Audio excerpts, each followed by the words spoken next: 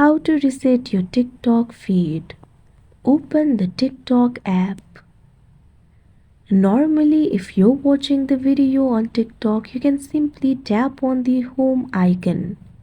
You can see over here it will be refreshed. You can also tap on the profile icon that you can see at bottom right corner of your screen. Tap on the three lines that you can see at top right corner of your screen. Tap on the option Settings and Privacy.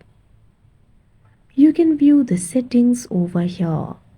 At second, you'll be able to find the option for Content Preferences. Tap on it.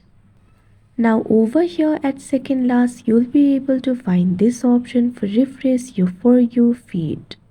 Tap on it. Tap on the option Start that you can see on the screen.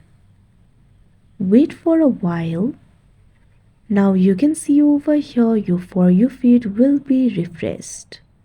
Like this, you can refresh TikTok feed. That's it for this video. Thank you for watching.